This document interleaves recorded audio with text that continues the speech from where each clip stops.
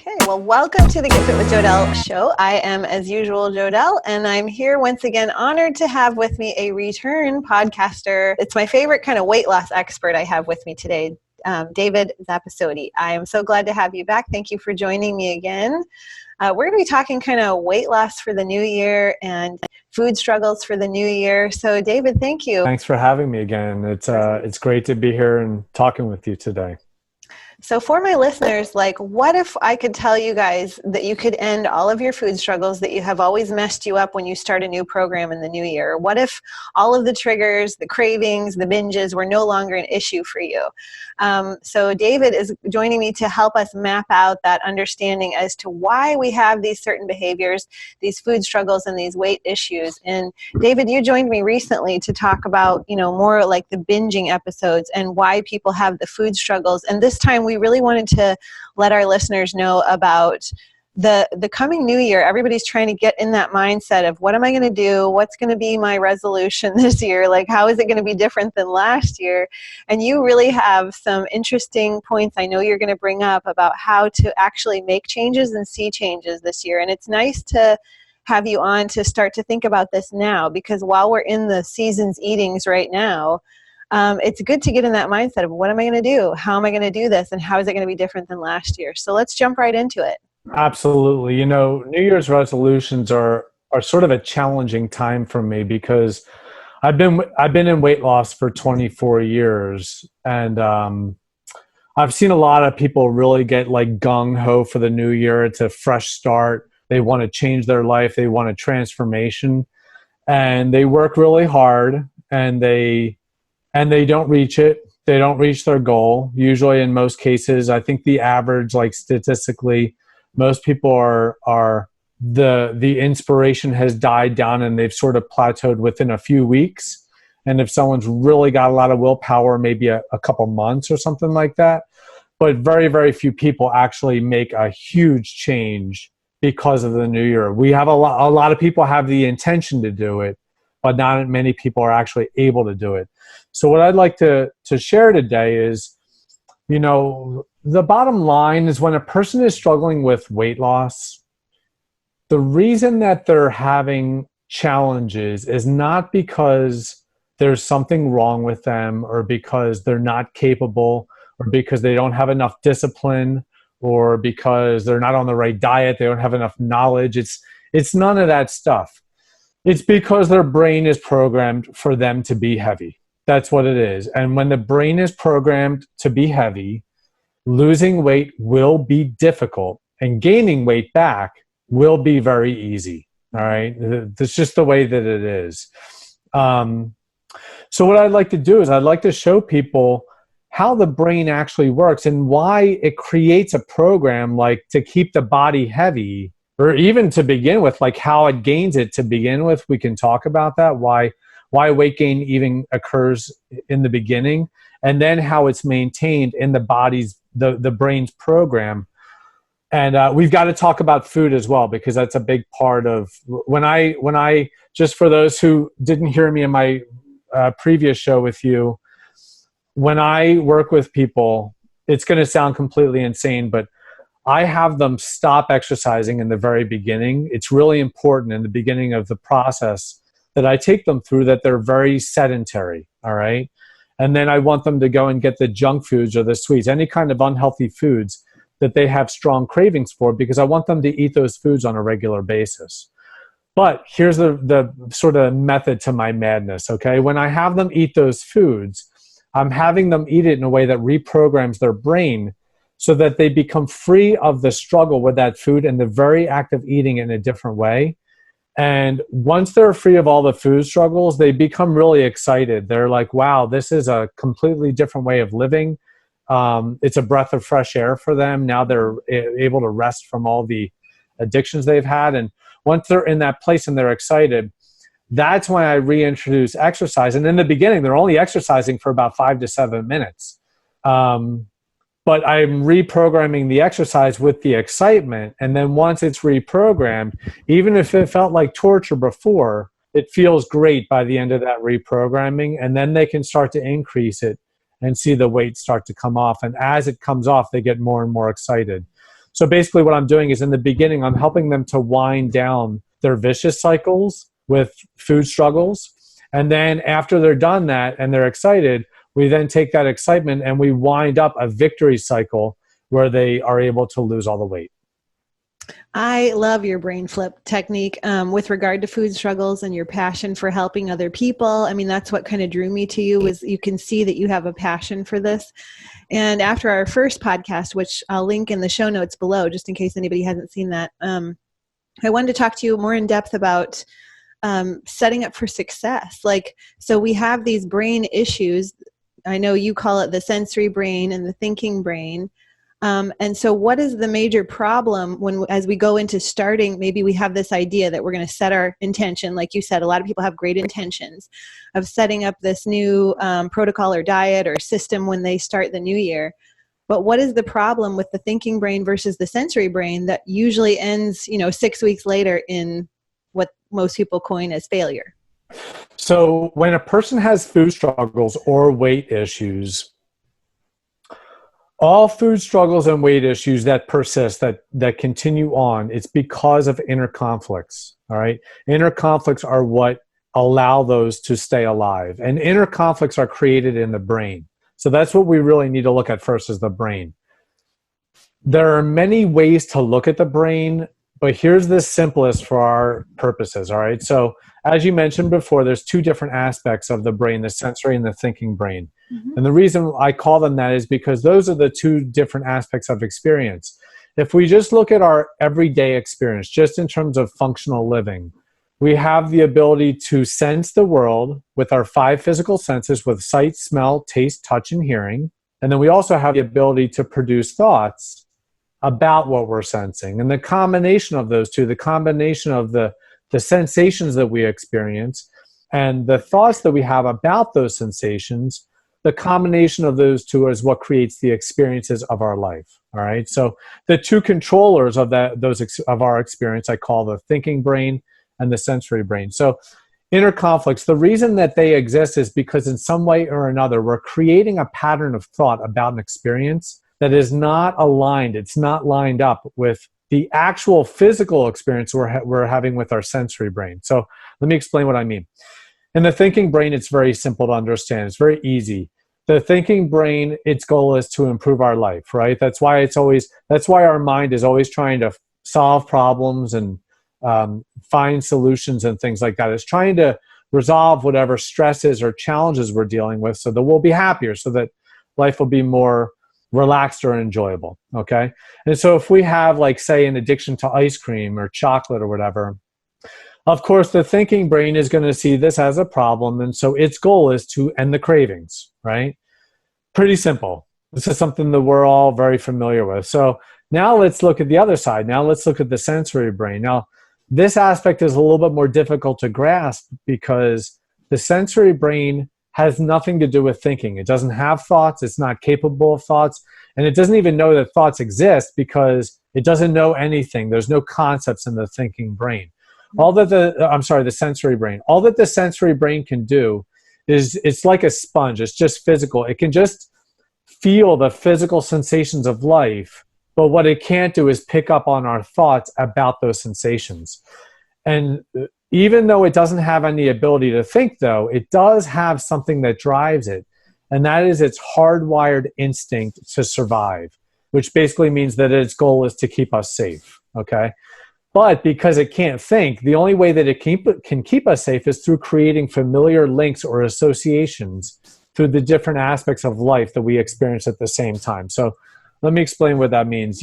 We've all heard of, like, Pavlov and his experiments with dogs, where he would ring the bell and he'd give the dogs food over and over again. And what happened is that the dogs linked the bell and the food together.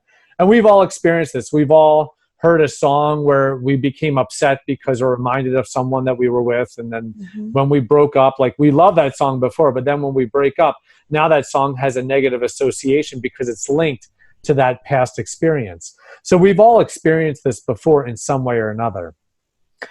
Well, when we have, like, an addiction to, say, chocolate or ice cream, let's say that, like, when I was a kid, I'll give you an example of how this can form. let's say that when I was a kid, I didn't like school very much. So when I was at school, I really missed my family. And so then at night, when I am with my family, I'm really enjoying it. Like I feel good. I feel really good because I miss them so much during the day. All right. When I was at school. Well, what if during that time when I'm with them, we're often eating ice cream? All right.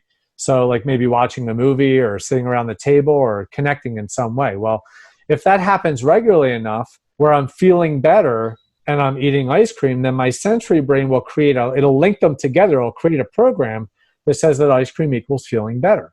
Mm-hmm. Now, some people might say, okay, well, that makes sense. I can see how that would happen, but how is that even, like, that could happen in childhood, but how does that even apply later on in adulthood when I have an addiction to it, when I feel pain around it?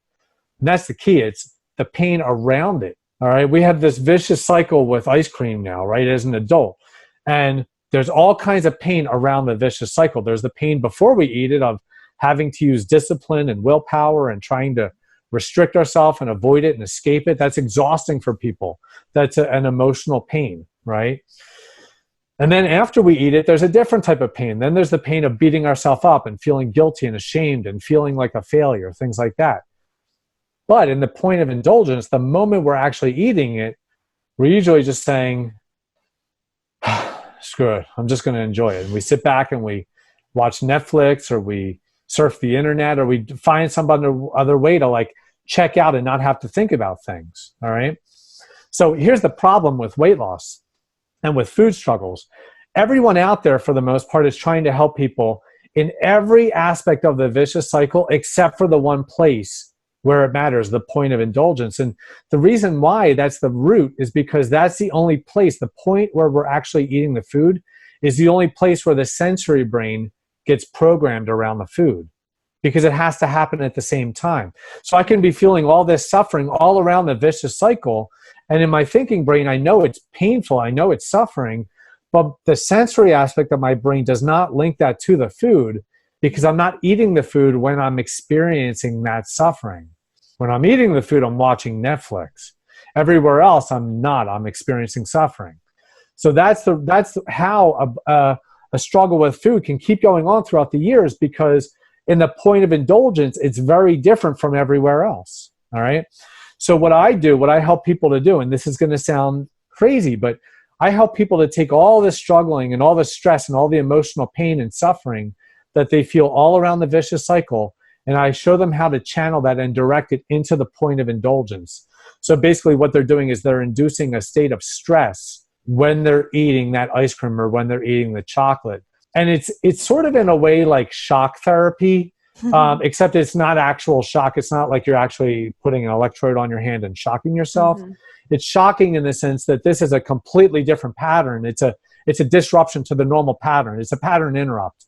But it's done in a way that's personal. So what I mean is that when I have them channel that pain into that point of indulgence, mm-hmm. the more they do it, the more that the cravings start to go away, and then the thoughts of those foods start to go away because their sensory brain isn't craving it anymore. And then what happens is that the pain that they put into it decreases. So as they keep doing this practice, the pain decreases that they're putting into it because the cravings aren't there. The only reason that there's pain is because of the pain of those addictions, those cravings, right? Mm-hmm. As the cravings go away, there isn't as much pain. So by the end, there's no more pain and there's no more cravings. There's no more compulsive thoughts around that food, and then they become free. And most people, at that point, they'll have gone through usually about 2 weeks of this brain flip to be free of food struggles for the remaining years of their life. All right. So in most cases, it's the exact opposite of what people are doing. Most people, they eat that ice cream or that chocolate as a short-term comfort. But what they don't realize is that the very thing that they're using to escape from their stress is the very thing that throws them further into it. So they have that short-term comfort, but it brings long-term pain. So my process is one where they're taking their pain, they're confronting it, and they're bringing it into that point of indulgence for long-term comfort afterwards, for decades of joy and fulfillment after that. And so that's what I do. And so when they do that with like cravings for unhealthy foods, most people think, well, that would be exciting. That would be exciting to be free of all the addictions and the chocolate and all that stuff, right? To not even think about it, to be able to walk by the break room and not even notice the box of donuts, to be able to go to a dinner party and look the person in the eye because you're not even thinking about having to go to the dessert table. Sounds exciting, right? Mm-hmm. That's not what happens. It's actually the opposite. People don't become more excited after the first brain flip. They become more relaxed because all of those incessant, compulsive thoughts about food are gone. So they're able to just completely relax and be at rest, be at peace. They have a more centered awareness. So then I take that centered awareness and I go to the second brain flip with overeating. Just want to cover these real quick before we get into weight loss, right? So with overeating, what I'm doing is I'm helping them to any challenge that they have with eating more than they really want to or more than they should completely goes away. And what's left in its place is that they're eating the exact amounts for the changes that they want to make to their body. And they're not doing any like portion control or counting calories or any of that kind of stuff whatsoever. It's all an internal compass. And most people, when they're done with it, they're eating, most of my people, when they're done with this brain flip, they're eating about a half to a third of the food that they were eating before. And it doesn't feel restrictive at all. It actually feels the opposite. Before I allow them to drop the second portion and eat just the portion that they want, and I'll explain what I mean by that in a second, they feel relieved at that point that they can now eat less food. So basically what I do with overeating is I have them create the same amount of food that they would normally eat, and they divide it into 2 portions. And with the first portion, they're going to take the centered awareness that they got in the first brain flip, and they're going to channel that into that first portion and really become aware of when they're satisfied, meaning that they're enjoying the food, their body still feels good, and the amount that they eat will sustain them until the next meal. I help them to program their brain for that to be their norm, all right? And then with the second portion, I have them take the pain of overeating and channel that into that so that eating until they're overly full is not safe, all right? The reason that eating until we're overly full could be safe is like another example. Let's say that when I was a kid, I'm sitting at the dinner table and I feel like I'm done eating. And my dad says that I can't because I still have food on my plate. And if I don't eat it, then I'll be in trouble. All right. So I need to stuff myself to fullness with this food that I don't really want to eat so that I'll be safe from punishment. Fullness equals safe, linked together if it happens often enough. So that's why later on in life, I could be overeating all the time. And I don't even want to do it. It doesn't even feel good to do it, but I feel compelled to do it. And I don't know why. That's an example of how that can happen. All right. So we free them of that. Once they're free of the cravings, once they're free of the overeating, now they're excited. Now we move into weight loss. All right. So the first thing in terms of New Year's resolutions I want to say is that if you want to lose weight for the new year, you should not be focused on weight loss to begin with. You should be focused on getting your food mastered by reprogramming your brain to become free of the addictions and become free of the compulsive overeating. After that's done, then you will be in a good place. Like there's a famous TED talk by Simon Sinek, Start With Your Why. And it's a great talk, and I agree with a lot of what he says, but not everyone is ready to start with their why. A lot of people, I have people end with their why. I have people get rid of the baggage first so that they are now free to dream, free to envision what they want, because it's so much easier to envision the life you want and the body you want when there's no addictions holding you back anymore, right? Mm-hmm. So let's just get rid of the addictions first. Then we can work on creating a vision of what we want. And that's what I do. I help people to create an embodied vision, meaning that it's a vision of the life that they want, living in the body that they want. But that life is so vividly exciting that it actually feels physically like they're in that lighter body right now, even though they haven't lost any weight yet. All right. So they become free of the addiction. They become excited. All right. Then we create this embodied vision where they can feel this lighter body. It's easier to do that once the addictions are gone. Mm-hmm. And then we reprogram, then we reintroduce exercise back into their life, and we reprogram it with that lightness, because most people that are exercising, it feels heavy to them. Mm-hmm. It's not, they're not doing it out of a sense of inspiration. They're doing it out of a sense of obligation. They don't really want to do it. They do it because they have to do it, because they believe I have to do this in order to lose the weight. And that's a very heavy energy. And so when we exercise with the heavy energy, I know it sounds crazy, but it creates a heavy body. Mm-hmm. The heaviness in our mental and emotional framework, the body is going to follow suit. We might lose some calories or some weight a little bit during the act of exercise, but we will gain it back because that exercise feels heavy. I know I just went on a long rant there, but No, I'm very passionate. I love hearing, like, I love that you touched on the brain flip, all the three different ones in general, because I want people to know that. And again, to go back to your original podcast we did together, they'll find more in-depth knowledge about that. But I think it's so different than what people go into the new year with, which is restriction. So they tell themselves, I'm going to go on this diet and I'm going to not have ice cream. I'm going to not have all of these foods that I always seem to go crazy on. And that's not doing yourself any favors, because anytime you take something away, there's going to set up a stage for wanting it even more. So it's like we're kind of rebellious in our human nature. Is like if we cut something out, that's what we're going to think about all day long. So I like your approach, because you're not just taking something out, you're addressing the root of the problem and then creating new behaviors surrounding that.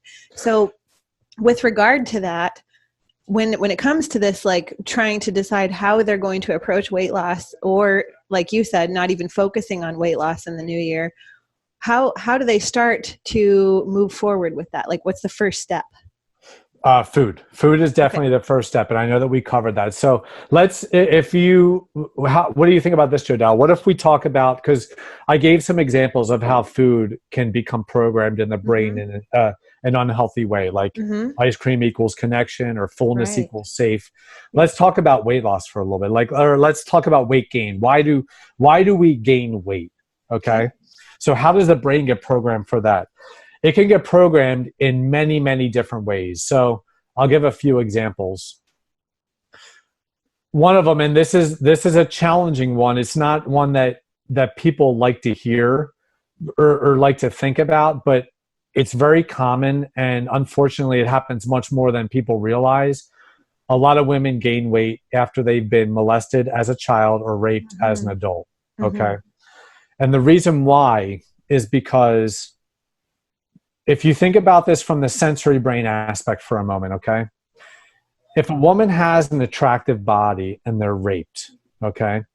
What happens in the sensory brain, like we talked about with Pavlov's dogs, he'd ring the bell and he'd give the dogs food, right? And that happened over and over again, and they would get linked together. Well, the sensory brain doesn't just create links through repetition. It could also happen through one really, really, really intense experience, all right? Trauma, all right? Or extreme excitement. It could happen the other direction too. But with weight gain, it's with trauma oftentimes, all right? There's also repetitious ways of doing it, and I'll talk about that with like childhood and family upbringing. But with rape, that's a really intense one, and it's easy to see how that programming can happen. So if the body is being violated, all right, and the sensory brain is aware of the fear, of the terror that's happening while this is occurring.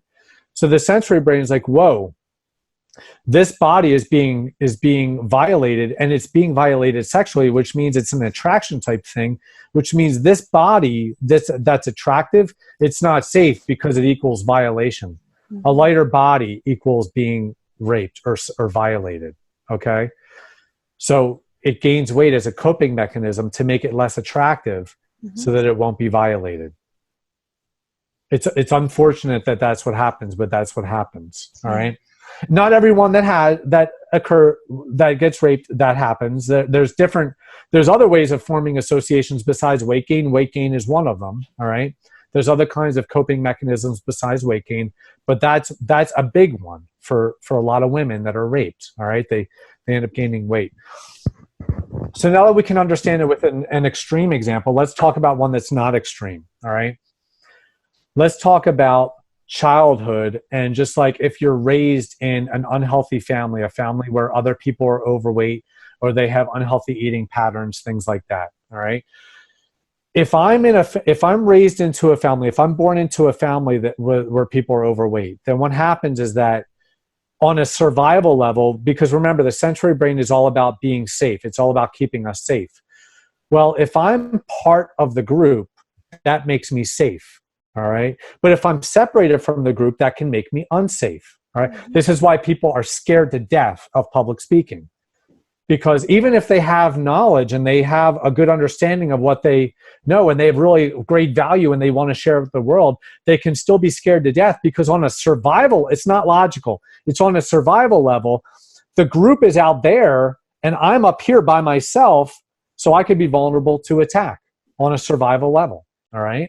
I could be vulnerable to attack by those people out there if they don't like what I'm saying, or I could be vulnerable to attack by other forces. If I'm in the middle of the group, I'm safer.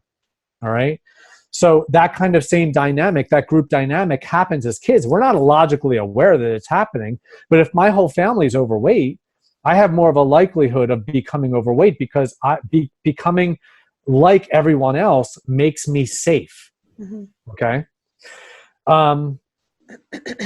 Another example is, and this is another one that's very unfortunate. I have a lot of clients that come to me and they're very overweight. And when they were younger, they were skinny, but their parents were so, like maybe their parents struggle with weight. And so they put them on a diet at a really young age. Okay. So, and they put them on a diet. They weren't even overweight. They were put on a diet, which then what happens is that because it's your parents and like you believe them, if they put us on a diet, then if my parents put me, my parents didn't do this, but I'm just giving an example. If my parents put me on a diet, then what that's telling me is that there's something wrong with me. Right. Okay. There's something wrong with me that I have to be put on a diet. Doesn't matter if there's no weight gain yet. The weight gain, it's going to become a self-fulfilling prophecy. Parents that put their kids on a diet at a young age when they don't need it, they are creating weight gain by doing it. They're not preventing it. They're creating it. Absolutely. They're creating the very thing that they're trying to get away from. All right. Which also happens with us as adults, as vicious cycles. When we eat ice cream to relieve our stress, we create more of it by doing that. So I'm not trying to fault parents for doing that because we all do it in some way. We all have these self-fulfilling prophecies that we create out of our fear. We try to resist it, and the very act of resisting it is what brings us closer to it. All right. So if I'm put on a diet at a young age, I develop a complex in myself of like, there's something wrong with me. And if the sensory brain senses that there's something wrong with me on an emotional level, then it will gain weight as a coping mechanism to solidify that identity and prove to itself, okay, yes, there's something wrong with me. So it'll gain weight. Like you said, if they don't address those things, there's no way diet and exercise and calorie deficits and calorie counting is going to work, because that's really where they need to be focusing on. Yeah, and here's the thing: like when the sensory brain, here's what all the different ways that the body could be programmed to gain weight. All of those different ways, whether it's being violated or whether it's group dynamics or whether it's being told that there's something wrong with you or learning that there's something wrong with you, or a pregnancy or delivery. If you have a really difficult pregnancy or delivery, the sensory brain can think like, oh, this body is in jeopardy if it gets pregnant, so it can gain weight to prevent being attractive, to be mated with and be pregnant again. Like there's all different ways that this can happen, all right? But here's the bottom line of what it all means. Once the body already has started gaining weight, it gains weight. What's happening in the sensory brain is that on a day-to-day basis, we're experiencing the physical sensations of being heavy because we are heavier than we want to be, right? But you know what else we're also experiencing is the physical sensations of just being alive. Because every moment that we experience being heavy is also a moment that we're experiencing the actual sensations of being alive. And so the sensory brain links those two together because they are familiar. They're happening at the same time. So it has a program that says that being heavy equals being alive. This is the birthing of yo-yo dieting. Right. And here's why. When being heavy equals being alive, that means that the opposite is also true. Being light equals death to the sensory brain. All right. If being heavy equals being alive, then being light has to equal death. And so when a person, like just through force of will, through sheer willpower and discipline, they're able to lose weight, but their body is still programmed to be heavy, they will gain the weight back. Because the sensory brain, they're losing the weight. And these people know this because when they're losing the weight, it feels like they're dying. It feels horrible, like it's a death, right? It feels it's horrible to be on a diet. It's exhausting to exercise every day. Like they have to try so hard to lose a little bit of weight, and then bam, they just look at a donut and they gain 10 pounds back. Right. That's the sensory brain at work. That program needs to be changed. That's why I stop people from exercising in the beginning, because when their body is programmed to be heavy, exercising will not help you. It won't help. It's not going to do anything in the long term. It will not bring lasting change unless you're exercising in a way that reprograms your brain, which people are not. If they're exercising in a way that feels heavy, they're reinforcing that heavy program. So that's why, once again, I help people with the food struggles first and then go into weight loss. Because what we need to do is we need to create a way with that embodied vision I talk about. We need to create a new program that says that being light equals being alive, not being heavy. And once we do that, then we reintroduce exercise, linking it to that embodied vision that has that program that says that being light equals being alive. And once they do that, once they start reprogramming, they exercise in a way that reprograms their brain, all the rules of the game are completely changed at that point. It's a whole different ballgame. It's a whole different universe for these people once that happens. So then the first step isn't, deciding what nutrition program or diet you're going to go on in the new year. The first step would then be to do what?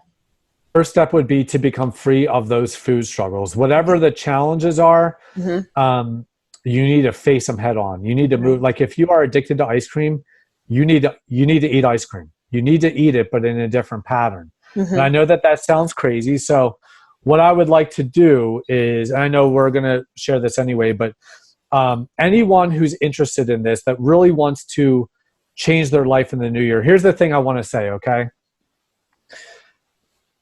Anyone can improve their life, because improvement is just about, looking at your weaknesses, looking at your strengths, looking at how you can make your weaknesses stronger, looking at how you can emphasize your strengths even more. You can do things and work harder to improve your life. I don't have an interest in helping people to improve their life. That's not what I do.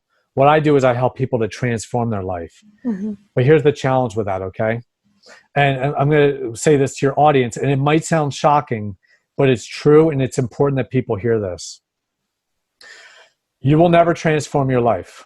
That will never, ever, ever happen for you. You will never, ever transform your life. And the reason why is because when real transformation occurs, you are not the same person on the other end of it, and who you are now cannot lead you there. Okay? And because of that, when transformation is really at play, there's going to be some type of resistance, because transformation in a certain way feels like a death experience. It feels like a part of us is dying to who we've been in order to become who we really want to be. All right. So when I talk about this, I used to share with people like the specifics of how to, like create a practice to free of the struggles and all that stuff. But what I found is that people have a really hard time doing that, because they can't get into their own pain and their own struggles, as well as an outsider that can really help them to transform.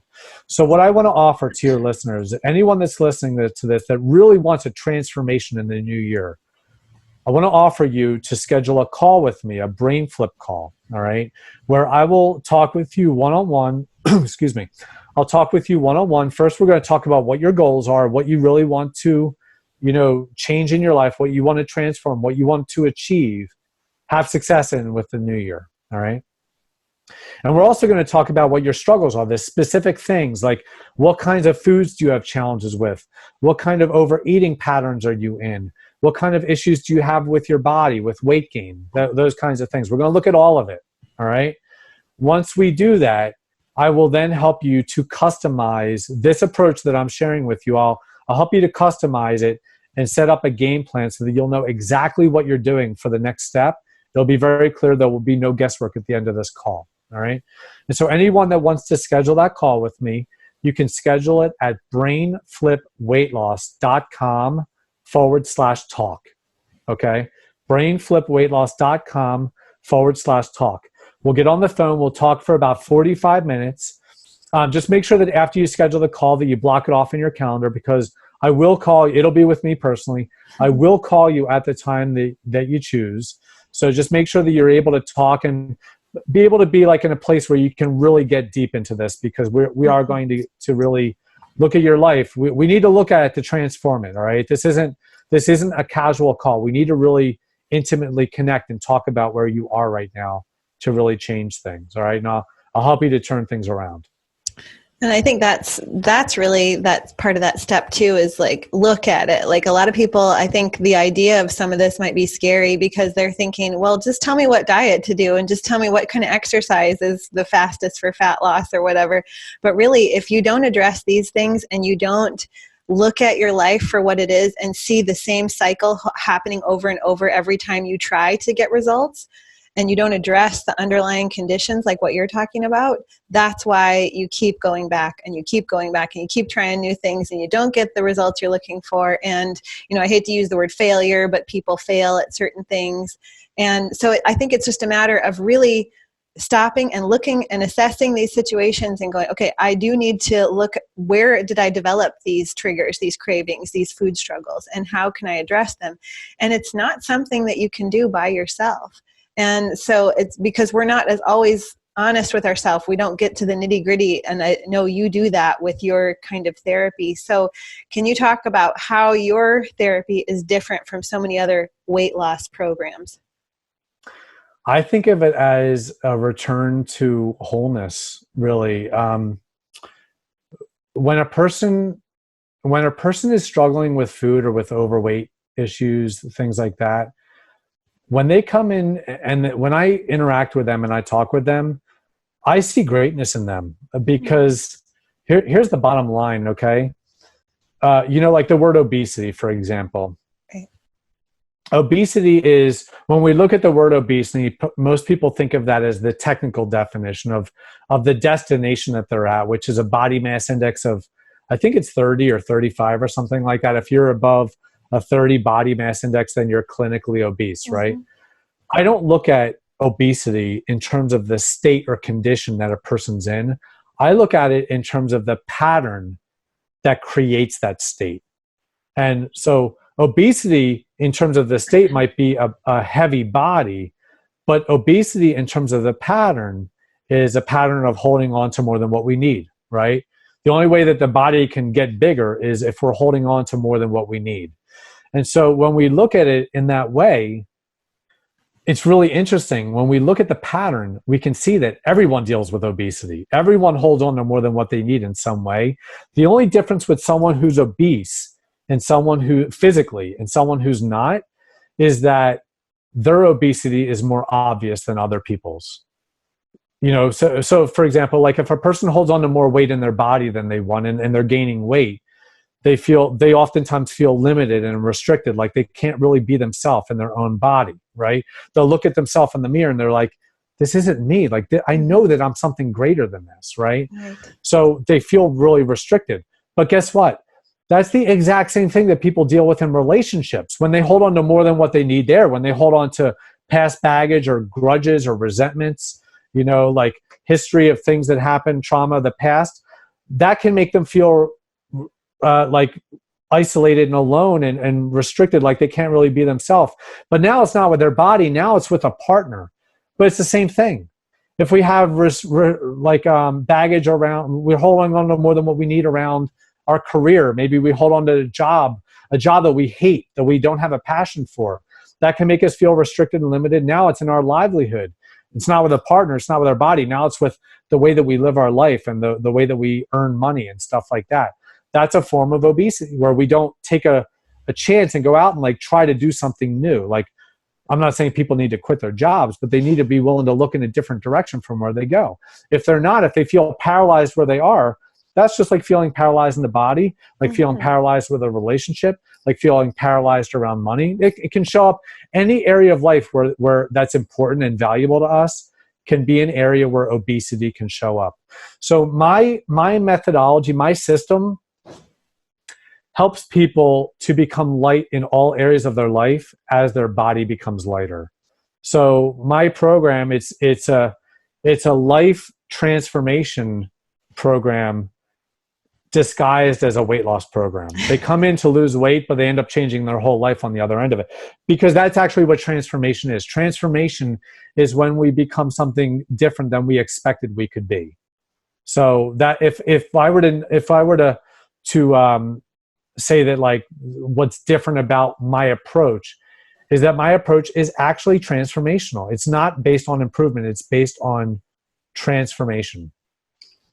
And I love that, because my slogan has always been, how we do anything is how we do everything. So it's like you have to approach it from the standpoint of, like, I'm not just losing weight, I'm losing the heavy part of my life that's holding me back. You know, like you're losing that heavy side, not the physical heavy, but the emotional heavy that you need to get rid of. Like, I liked how you said when certain situations show up, because I was speaking to an individual today that I was doing a consult with, and this individual was talking about how they developed a heart issue that required surgery after marital problems. And so after that, their spouse left them during the recovery time of their heart surgery, and they started to have food struggles after that. They started seeking pleasure basically from food because they didn't have companionship anymore. And so can it be, I mean, I'm assuming the answer is yes, but these food struggles don't just have to stem from childhood. They can develop at any time? Oh, food struggles or weight gain can happen at any time in life. Okay. Yeah. Yeah, for sure. Yeah. So it could just be something, you didn't have food struggles as a child. Life was good. You had good parents that didn't impose anything on you, but yet you went through a traumatic situation. And now every time you try to go through this weight loss mode, it doesn't work anymore. Yeah, absolutely. Yeah. So I really am excited for people to hear this, because it's different, like you say, than everything out there. All the traditional approaches are eat this and not that, and do this program for 12 weeks and you'll have shredded abs and things like that. But even if those work, what happens after the 12 weeks? Most people fall back into their old habits because they haven't addressed the habits they've created around food. So I hope that a lot of people will try this out, because I know, I don't know if I'm at liberty to say, but I know individuals that have worked with you that have seen success. Yeah, people from our last podcast. Yes, exactly. Great. Yeah. So you are doing such a good thing, and that's why I was excited to have you back on and share this with more people, because I think it's more common than not. I think this approach is what needs to be addressed more than just eat this and not that. Yeah. The important thing I want people to know is, like, we're coming up on a new year, and I can understand wanting a fresh start. Like I love that too. I don't personally set New Year's resolutions. When I want something, I just set it right at that moment, and I go. Every day is a fresh start for me. But the beginning of the year does feel new to me as well. Like, I do see things and, like, okay, I do make changes at those times. I make changes at my birthday and different times, and my daughter's birthday and my wife and things like that. But what I want to say to people is, if you really want to change things, if you really want to change your life for the new year, don't go about it with the same pattern as in years before. Don't just go into it like, oh, I'm excited about a new year, I'm going to work really hard. Really, I hope you listen to this and you can understand better the landscape that you're in now, that this issue is not about how hard you work, and it's not about how smart you are, and it's not about how capable you are. It's not about any of those things. It's about internal drivers within your body that are in conflict with what your mind wants. What the thinking brain logically knows to be the problem, the sensory brain is physically experiencing as the solution. And that's what an inner conflict really is. It's when the thinking brain logically knows that something is a problem, and it is, and the sensory brain physically experiences it as the solution. All right. So once again, for anyone that's listening to this that really wants to go through a transformation, I invite you to join me on a call, schedule a call with me at brainflipweightloss.com/talk. Yeah, and they really have nothing to lose when it comes to this. I mean, it's a free call. You devote your time to helping them, and you let them know if you can. And so, like, they've got nothing to lose by contacting you. So I really think that's a really great service that you're doing. So you've told us how to contact you. Where else can we find you? Are there other ways people can connect with you online? Sure. My website is brainflipweightloss.com. I'm on Facebook as David Zappasodi. I have a business page there. Okay. And I also have a Facebook group called Brain Flip Weight Loss. Awesome. Well, I'll be sure to put those in the show notes down below. And once again, David, thank you so much for joining me. And I look forward to doing this again because I know it certainly does help a lot of people. Thank you so much. It's an honor always to talk with you. Awesome. Well, we'll be in touch. Bye for now.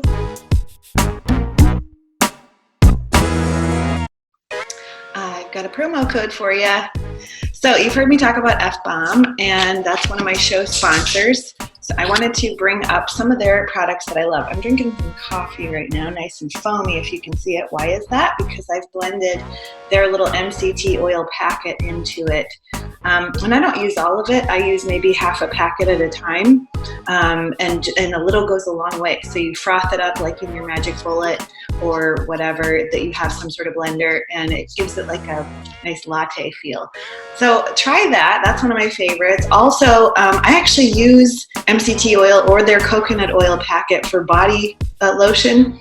I take it with me when I travel to like beach areas because coconut oil is a nice natural sunscreen. So I'll rub that on before I go hit the beach or before I go paddle. And the cool thing about the packets is, so easy to travel with, right? So I can even take this on like a long paddle and stick it in my fanny pack that I'm paddling with and then reapply as needed because coconut oil is a low-level sunscreen. So ingesting it helps from the inside, but also applying it to your body helps as well. So, and it keeps your skin naturally soft, supple, and moisturized. So I like that. They also have avocado oil packets, which is a monounsaturated fat. We want to avoid the polyunsaturated, the PUFAs, but the monounsaturated can actually be a really good thing to add to salads, which I'm not a huge salad eater, but when I do, I like to use this as a salad dressing. The other things you can do with it is avocado oil can be frying, and a good frying oil, so you can fry in it. It's a high heat oil, so it has a high smoke point. So go ahead and fry I love deer meat, so I fry deer meat in it, and it doesn't have any weird avocado flavor. So it's just a nice natural oil to fry in. So they have packets of that. I like to travel with these in our camper. We go camping and I want to fry something, I'll just grab a few of these and throw them in the camper. Makes it quick and easy. Okay, and this is one of their newer products, which is a salt and pepper pork stick. Okay, so you don't have to fear eating this kind of pork because there's no antibiotics. It's a good quality, no added hormones, no nitrates. So they have just the convenience of these pork sticks to take on the go with you. Stick it in your purse, have a quick snack.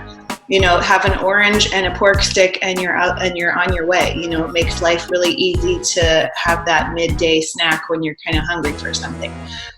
Really good macronutrients in this as well, and no artificial ingredients, low carb if you're interested in that. I just like the convenience of them. My daughter, who's now 5, she loves these, and my picky husband loves these as well. So for picky eaters, it's great. So I just wanted to show you some of those products. If you want to get some, go to dropinfbomb.com and use my code GETFIT. That'll save you 10% on your purchase. That's GETFIT. And I think you'll really like it. And I like to share things with you that I myself use. So thanks for watching.